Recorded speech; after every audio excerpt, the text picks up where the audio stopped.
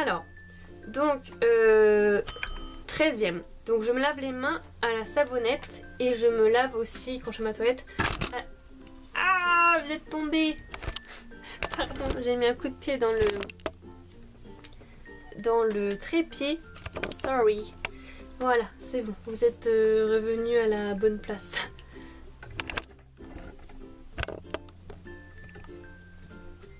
Donc, 13e, je répète, je me lave à la savonnette les mains et quand je fais ma toilette. Donc, j'ai remarqué avant, j'utilise du gel douche, comme beaucoup de gens. Et j'ai remarqué qu'un gel douche, ça me durait 4 jours à 2. Donc, ça faisait cher, même si c'est que 1 ou 2 euros, ça faisait cher à force. Et puis, c'est pas forcément bon pour la peau. Moi, j'ai remarqué que j'ai la peau sensible, donc du coup, j'avais tout le temps envie de me gratter. Et puis, avec l'eau calcaire que j'ai dans ma région, c'était encore pire. Donc un jour j'ai décidé de prendre des savonnettes pour voir si ça faisait des économies. Et au début j'ai tombé sur des savonnettes qui étaient pas top. Et un jour j'ai décidé de prendre Dove.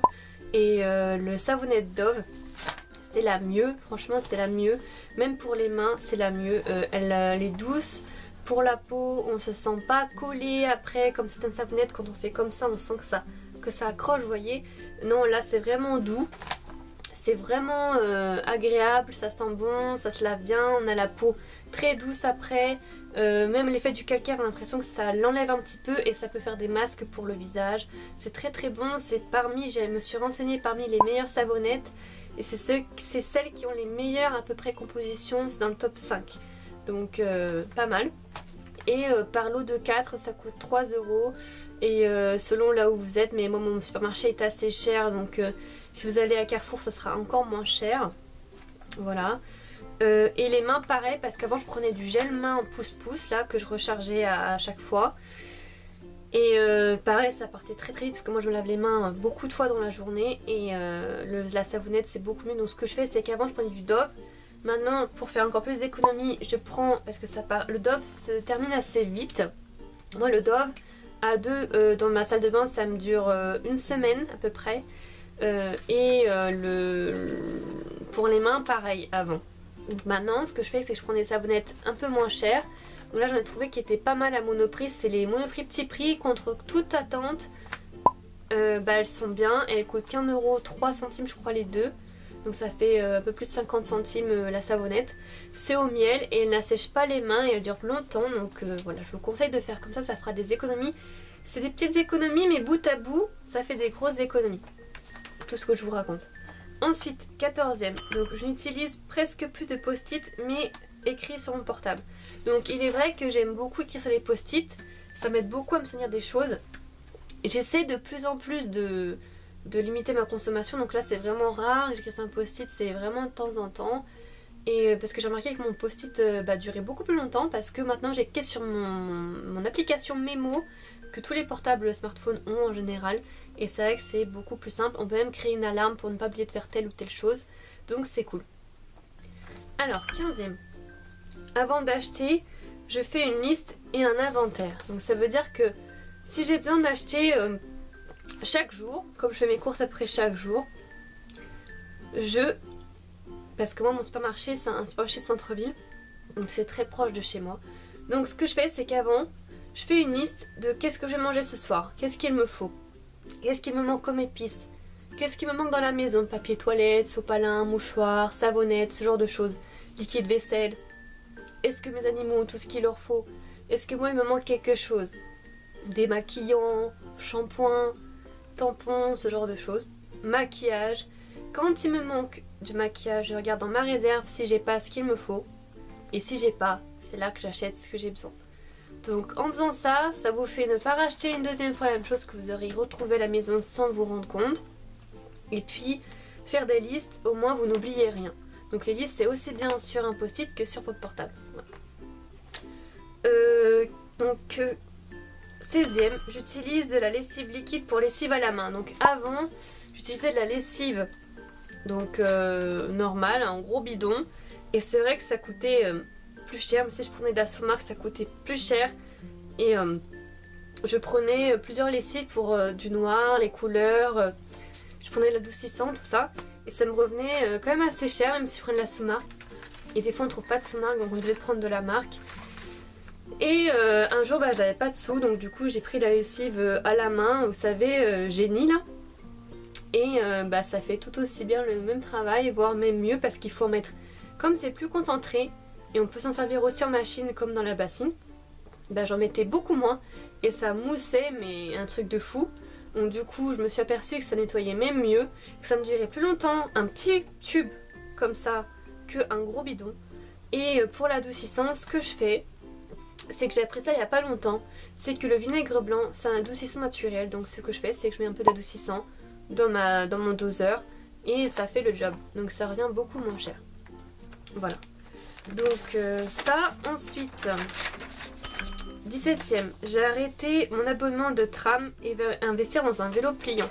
Donc comme vous le savez dans ma vidéo, je crois que je vous l'ai dit dans ma vidéo What's in my bag, je vous mettrai là la vidéo. Je crois que je vous ai dit que j'avais arrêté mon abonnement de tram parce que ça coûtait beaucoup trop cher, ça me faisait genre 300 ou 350 € par mois, par an pardon. Ça me fait genre 40 €, un truc comme ça par mois en prélèvement automatique. Parce que je payais en plusieurs fois, c'était vraiment beaucoup trop cher. Et donc du coup j'ai arrêté, maintenant il y a un an, ouais il y a un an j'ai arrêté. Maintenant j'achète des tickets quand j'en ai besoin. Et je vais investir dans une patinette, donc comme vous le savez, donc pour les petits déplacements. Mais c'est vrai que j'aimerais bien investir dans un vélo pliant, comme ça je pourrais le partager avec la personne qui vit avec moi, comme ça ça ferait des économies. Et un vélo pliant, je peux le laisser dans mon appartement, parce que si vous avez vu ma vidéo What's in my bag, vous savez que mon vélo j'en avais un, mais je ne pouvais pas le laisser dehors parce que j'ai eu plein de problèmes.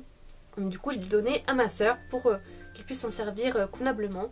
Donc moi j'ai plus de vélo. Et c'est vrai que c'est vraiment pratique pour faire les courses ou des déplacements d'avoir un vélo avec un petit panier devant. Donc je pense que je vais investir dans ça et je pourrais le laisser dans mon appartement à mon entrée. Et ça sera impeccable. Et en plus j'ai regardé, c'est Decathlon, ça coûte pas très cher. C'est genre 150 €, donc en 3 fois je peux le payer. Ça me ferait 50 € par mois. Donc je peux très bien le faire, pas maintenant parce que là pour le moment j'ai pas les sous, mais je pense qu'au printemps peut-être j'investirai parce que c'est vraiment très pratique. Donc voilà, et puis même si un jour je pars vivre à l'étranger, et je pourrais le ramener avec moi dans une housse. Donc c'est pas perdu comme un grand vélo, si on l'achète on peut pas trop le ramener quand on part à l'étranger. Donc je pense investir là-dedans. 18, je me sers de ce que j'ai déjà. Donc ça revient un petit peu à quand j'ai dit je fais l'inventaire et une liste et je regarde ce que j'ai. C'est-à-dire que par exemple je vais faire avec ce que j'ai chez moi à manger. Si j'ai des pâtes, du riz, des lentilles, des haricots. Je vais regarder ce que j'ai comme fourniture scolaire avant de racheter mon maquillage, je me sers de ce que j'ai. Voilà. Donc tout ce genre de choses logiques, mais parfois on n'y pense pas. Ensuite, le 19. Avant d'acheter, je pense à 3 choses. Donc c'est une youtubeuse pareil qui... j'ai regardé une vidéo et elle a parlé de ces techniques-là. Et je trouve que c'est très très bien. Donc j'essaie, c'est pas évident, mais parfois... De plus en plus j'essaie de prendre cet automatisme. De me poser 3 questions avant d'acheter quelque chose. Donc la première c'est acheter si besoin. Le deuxième c'est acheter si remplacer. Et troisième, c'est acheter pour se faire plaisir de temps en temps. Si ça remplit pas ces 3 catégories là, faut réfléchir. Voilà. Et ça permet de freiner sa consommation parce que des fois, moi j'ai remarqué, c'est trop de surconsommation et c'est pas forcément nécessaire. Et on n'est pas forcément plus heureux en achetant toujours la dernière collection limitée de je ne sais pas quoi. Voilà. Vous savez que personnellement, j'achète jamais du maquillage très très cher. C'est très très rare, j'achète une palette chère, c'est souvent on me l'offre comme je le répète. Et le maquillage que j'achète ou les petites choses que j'achète c'est pas cher. Donc du coup je me sens moins concernée parce que c'est pas des investissements lourds comme une palette à 50 €. Voilà. Ensuite 20, donc je nettoie presque tout vinaigre blanc. Donc avant j'utilisais beaucoup de produits ménagers type Javel, ce genre de choses là. Et maintenant, je fais très très attention de qu'est-ce que j'utilise. Aussi bien au niveau nourriture que maquillage, qu'au niveau produits ménagers et tout en général. Parce que c'est pas bon du tout. Faut regarder les ingrédients, tout ça. Et les produits ménagers, c'est vraiment pas bon au niveau de l'odeur, tout ça. Enfin, le contact avec la peau. Même si vous mettez des gants. Donc moi ce que je fais c'est que j'ai découvert, bon ça fait des années mais maintenant je m'y suis vraiment mis depuis au moins 2 ans. Ouais, 2 ans et demi même. Je nettoie tout maintenant pratiquement au vinaigre blanc. Donc avec une éponge ou du sopalin. C'est naturel, ça craint rien. Vous pouvez nettoyer les vitres avec, le sol, le carrelage, les baignoires, les lavabos, la robinetterie, les plaques, les légumes pour enlever les pesticides dessus, pour enlever, enfin vous pouvez tout, même les cages de mes gerbilles, je les lave comme ça pour enlever tout, la litière de mon chat, enfin vraiment tout, et c'est vraiment économique et ça sert aussi d'adoucissant comme je vous le disais précédemment. Donc voilà. Et après en termes d'autres produits que j'utilise, j'utilise le produit pour les toilettes bloc WC, voilà, et liquide vaisselle. 2 fois la javel mais c'est rare, mais je crois que c'est tout, je crois que j'ai que ça, bicarbonate de soude, ouais bicarbonate, j'utilise ça aussi, et savon de Marseille. Je crois que j'ai que ça comme produit ménager, j'ai tout viré et je m'en porte beaucoup mieux. Sachez-le, je vous conseille de passer au vinaigre blanc. 21, j'ai fait préchauffer mon eau à la bouilloire pour cuisiner. Donc quand je veux, moi j'ai des plaques électriques et ça met très longtemps à chauffer en fait. Donc quand je fais des pâtes ou ouais des choses qui nécessitent de l'eau à faire bouillir, je la fais préchauffer dans ma bouilloire. Ça met même pas 1 minute à chauffer. J'allume mon feu en attendant, enfin mon feu, l'électricité de ma plaque, et je mets un petit peu d'eau comme ça. Et après, donc ça commence à bouillir. Et après l'eau qui est bouillie, qui bout dans ma bouilloire, je la mets dans la casserole et ça rebout. Du coup je gagne au moins 10 minutes d'électricité. Donc ça c'est bien. Ensuite 22, je n'achète presque plus en plusieurs fois. C'est-à-dire qu'avant j'achetais un peu plus en plusieurs fois. Par exemple sur ces discounts pour m'acheter des meubles ou par exemple ma patinette, ce genre de choses, ou les vêtements. Et comme je n'achète pas de vêtements, du coup je paye pas en plusieurs fois. Les seules choses que je paye en plusieurs fois, c'est quand voilà, j'ai dû acheter sur discount par exemple un ordinateur ou ma coiffeuse, ce genre de choses. Ou parfois Yves Rocher je commande en paiement différé de 2 mois, donc c'est pas en plusieurs fois, c'est un paiement différé qu'on peut payer sur Yves Rocher 2 mois plus tard. Donc ça c'est une bonne astuce aussi pour ceux qui ont besoin de quelque chose chez Yves Rocher. Vous pouvez payer dans 2 mois, donc ça c'est cool. Voilà, donc j'essaie de limiter à 1 ou 2 trucs maximum parce qu'après c'est trop et c'est de l'endettement après. Voilà. Ensuite 23, j'achète ce dont j'ai besoin, donc ça revient pareil à ce que j'ai dit précédemment. 24, je me soigne principalement avec les plantes, donc majoritairement je me soigne avec les plantes. J'ai des livres où tout est expliqué, comment soigner avec les plantes, pour faire des cataplasmes, pour faire des infusions, donc plutôt médecine traditionnelle asiatique et orientale. Voilà, donc un peu comme en Corée, au Japon et même en Orient, on se soigne beaucoup encore comme ça. Et à la base on se soignait avec les plantes et je trouve ça beaucoup plus efficace que les médicaments. Bien sûr je prends des médicaments quand j'en ai besoin, des pastilles pour la gorge ou du Doliprane ou quelque chose qui est vraiment important. Mais j'essaie au maximum d'éviter parce que les médicaments c'est pas forcément bon et j'ai remarqué avec l'expérience que une bonne infusion au thym, citron, miel, eau chaude est beaucoup plus comment dire est beaucoup plus performante et rapide à soigner qu'une pastille Strepsil pour la gorge. Beaucoup de gens autour de moi ont fait cette expérience là et je me suis aperçue que les plantes, il n'y a que ça de vrai. De toute façon à la base les Indiens se soignaient avec des plantes, tout ça. Donc c'est qu'il y a une raison, hein. Je dis pas qu'il faut tout faire avec les plantes, mais les plantes c'est naturel et je pense qu'il n'y a que ça de vrai. Voilà. Après chacun fait ce qu'il veut. 25, le vétérinaire avec expérience n'est plus devenu automatique. Donc ça pareil, je vais vous expliquer. En fait moi j'ai des gerbilles, donc j'en ai 6 et j'ai un chat. Donc je me suis aperçue qu'avant, dès qu'ils avaient un petit truc que je connaissais pas, dont j'étais pas habituée parce que j'ai déjà eu des gerbilles avant et j'ai toujours eu des chats, donc j'ai toujours su à peu près les symptômes, tout ça.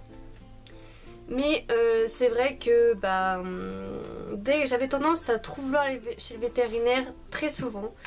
Et je me suis rendu compte que je juge pas les vétérinaires, hein. Il y a des vétérinaires très très bien. J'ai un vétérinaire qui est top, qui est super, qui n'est pas arnaqueur, ni businessman, ni tout ça. Mais je suis tombée sur des vétérinaires qui étaient vraiment businessman et qui étaient vraiment arnaqueurs, qui s'attaquaient à la faiblesse des gens et aux sentiments des gens parce qu'ils savent qu'on est attaché à nos animaux. Et j'ai remarqué que les vétérinaires sont pas forcément tous des amis des animaux, qui sont pas tous passionnés. Il y en a c'est vraiment business et ça se voit à 3000. Donc maintenant avec l'expérience, maintenant ça fait plus de 4 ans que j'ai des animaux, on va dire toute seule quoi, hors les animaux que j'avais avant quand j'étais plus petite quoi. Et que je m'occupe vraiment de mes animaux toute seule. Et je m'aperçois que voilà, dès que je sais plus ce que je veux dire. Avant, dès qu'ils avaient un petit truc, bah voilà, je les emmenais et je me faisais très souvent avoir parce qu'il s'avérait en fait qu'ils avaient rien, que c'était passager, parce qu'il faut savoir que les animaux ils sont beaucoup plus robustes que nous. Ils s'auto-soignent tout seuls en jeûnant parce que le jeûne c'est vraiment très très bon, il faut le savoir. Ça guérit, ça guérit beaucoup de choses et sans qu'on le sache. Et les animaux ils ont cette technique là de s'isoler et de jeûner et de guérir tout seuls. Et c'est vrai que je me rendais pas compte que les vétérinaires me proposaient des choses pour que je paye, des examens pour que je paye. Et donc je suis tombée sur des vétérinaires avant de trouver le mien, des vétérinaires charlatans qui me proposaient de faire des examens à mes animaux traumatisants et très chers, en vous faisant culpabiliser, des choses comme ça. Donc voilà, c'est pas terrible. Et je me suis aperçue maintenant qu'on peut soigner ses animaux soi-même, il faut juste se renseigner un petit peu sur internet. Et il y a beaucoup de choses qu'on a chez nous qu'on peut soigner les animaux.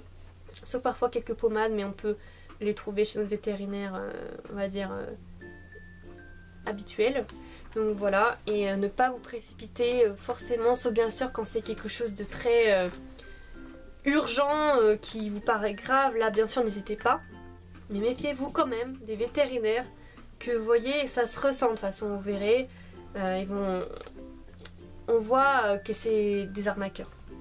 Voilà, et qu'est-ce que je voulais dire, c'est très important, voilà, j'y vais plus pour mon chat quand il faut faire son rappel de vaccin contre la rage, parce que c'est une fois par an, ça c'est très important parce que si on rate après il faut tout recommencer depuis le début. Et comme moi je voyage, et comme je l'emmène avec moi, il faut toujours qu'elle soit à jour, mais comme c'est une fois par an, ça va.